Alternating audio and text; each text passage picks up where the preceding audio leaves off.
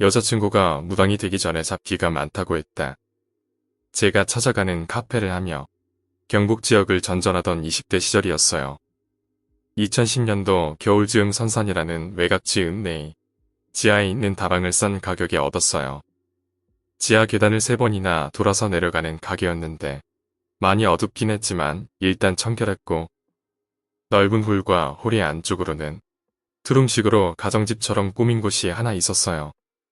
앞전에 장사하시던 분이 부부였는데 애들과 함께 생활하면서 장사하던 곳이라고 하더군요. 그 당시 카페에 데리고 일하던 애들이 4명이었는데 모두 다 20대 초반이었습니다. 장사의 특성상 한 곳에서 장기적일 수가 없고 변수가 많기 때문에 보증금을 걸면서 애들이 지낼 숙소를 잡아주기엔 부담감이 있던지라 적절한 선택이라 생각하고 가게를 얻었죠. 그렇게 며칠 동안 준비하고 무난히 장사를 시작했어요. 그렇게 맞춰가면서 어느 정도 지역에 자리를 잡을 때쯤 문제가 몇 가지 생기더군요. 일단 가게가 너무 어두운 암흑이라서 홀뿐만이 아니라 가게의 모든 전등을 켜놓아야만 했고 밤늦게는 여자애들끼리만 있다 보니 심리적으로 불안한 것도 있었죠. 가끔 밤늦게 손님이 와서 문을 두드리는 경우가 많아서 무섭다는 거예요. 그래서 불편하더라도 내가 같이 가게에서 생활을 좀 해달라더군요.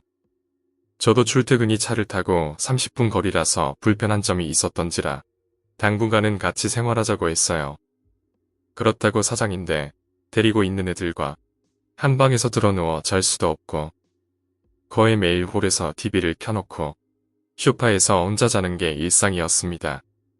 TV까지 꺼지면 거의 한 치 앞도 볼 수 없는 암흑이었기에 홀에 있는 TV는 거의 24시간 풀로 켜져 있었죠. 그렇게 지내면서 몇 주가 흘러갔죠. 1월달에 접어들면서 날씨가 너무 추워지던 어느 날 도저히 추워서 잠을 못 들던 그날이었죠. 저 하나 때문에 그 큰 호란을 난방하기엔 너무 부담되어서 애들이 자는 방과 붙어있는 주방에 조용히 가서 혼자 잘 때였어요. 그렇게 꿀잠을 자고 있는 새벽에 방과 주방 등의 전등이 켜지더군요. 갑자기 혜미가 울면서 저를 부르길래 깨어났죠. 저한테 달려오더니 제가 덮고 있던 이불 속으로 들어가서는 울더군요. 일단 시계를 보니 새벽 4시쯤이었고 저도 잠결인지라 악몽이나 가위에 눌렸거니 하고 토닥거리면서 방으로 보냈어요. 그렇게 아침이 되고 모두 장사 준비를 하고 아침밥을 먹을 때였어요. 혜미가 갑자기 저한테 묻더군요. 오빠, 어제 어디서 잤어요? 새벽에 자다가 목 말라서 홀에 물 마시러 갔는데 누군가 오빠가 자는 소파에 앉아서 TV를 보고 있는 거야. 그래서 당연히 오빤 줄 알고 오빠 추운데 방에 들어가서 자 라고 말하고 물을 마셨는데 순간적으로 드는 생각이 내가 아닌 것 같더래요. 여자 같았다고 말하더군요.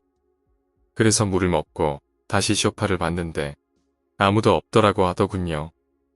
그래서 깜짝 놀라서 울면서 뛰어들어 왔다고 하네요. 당연히 새벽의 어두운 홀 안에 TV의 빛만으로는 누구라도 판단할 수 없던 부분이긴 했죠. 그 이야기를 듣는데 순간적으로 좀 이상하다는 생각을 했지만 혜미가 너무 집요하게 물어보던 터라 어제 소파에서 자다가 화장실 갔다가 주방에 있었던 건 맞는데 그때 너 물 마시러 나온 거 봤어 라고 거짓말을 하고 넘겼습니다. 그렇게 일상적으로 장사를 하고 그날 저녁이었어요. 열풍기를 하나 얻어서 켜놓고 자던 소파에서 잘 때였어요. 어느 정도 잤을까? 아주 늦은 새벽인 건 확실했지만 몇 시였는지 모르겠네요. 갑자기 뭔가가 누워있는 제 몸 위로 뛰어 올라오더군요. 동시에 잠에서 깼습니다. 이상한 기분이 들었지만 그보단 가게 애들 중에 물을 마시러 왔다가 장난치는구나 라고 생각하고 그러려니 하고 멍하니 있었어요. 근데 갑자기 내 무릎에 앉아서 천천히 뛰기 시작하더군요. 갑자기 속도가 빨라지기 시작했어요. 절대 사람이 낼 수 없는 속도로 빨라졌어요. 눈을 떴습니다. TV의 빛으로 비치는 검은색 물체가 보이는데 얼굴이나 형체는 알아볼 수 없었어요. 계속 뛰길래 손을 뻗어 무언가를 잡았는데 발목을 잡은 것 같고요. 확실하게 여자였습니다. 그런데 몸 말을 듣지 않더군요. 그렇게 얼마나 지난지는 모르겠고 속도가 줄더니 무릎에 계속 앉아만 있더군요. 억지로 다시 눈을 감고만 있었습니다.